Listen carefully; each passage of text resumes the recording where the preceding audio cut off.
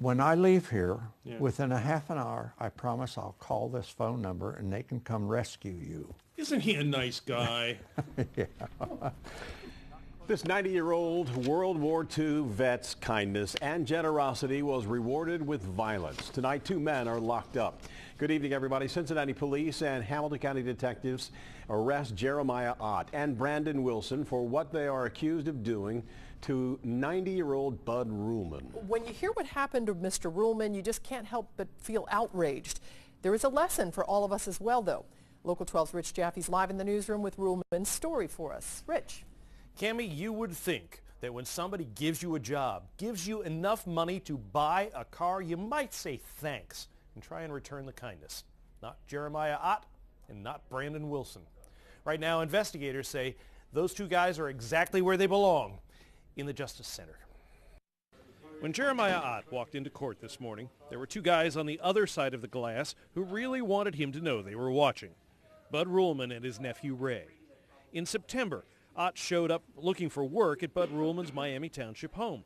Ruhlman knew he needed some yard work done, so he hired him. He said, I'll do your barn for you. I said, that's fine. That's ideal. Nice. So he got started on the barn, and he didn't have transportation. I had to pick him up, take him home. All the driving got to be a bit much for this 90-year-old Navy vet. He served in the Pacific on the USS Massachusetts. So he took Ott to the bank.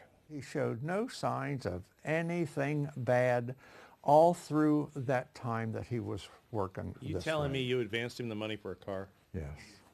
$5,000 worth. After which, Jeremiah didn't show up for work very much. But when he was there, money disappeared from the house, like a couple $1,000s.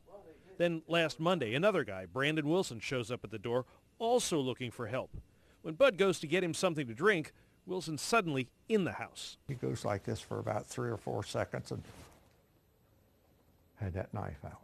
Wilson cut the phone lines. He tells Ruhlman he knows he's got thousands in the house.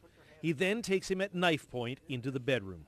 He had wires from the phone. The black wire, the one wire, he tied my hands real good. And then he tied, after I was laying down, he tied my ankles. After Brandon Wilson leaves, Bud manages to get free and goes to a neighbor's house to call for help.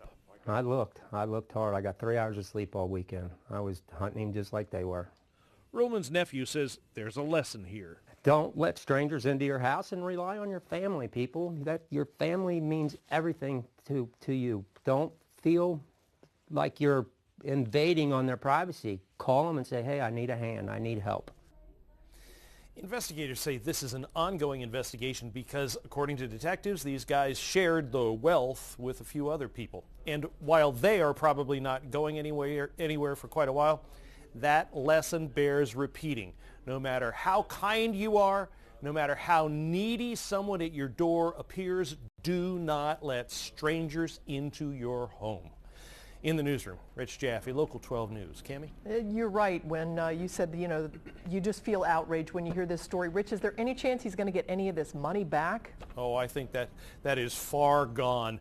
Right now, it will be enough to find some satisfaction when those guys proceed through the justice system and get what they really deserve. Yeah, for sure. Rich, thank you. And we are happy to tell you that Bud Ruhlman is planning to observe Veterans Day at Taylor High School with a bunch of other local veterans from his community, and we thank him for his service.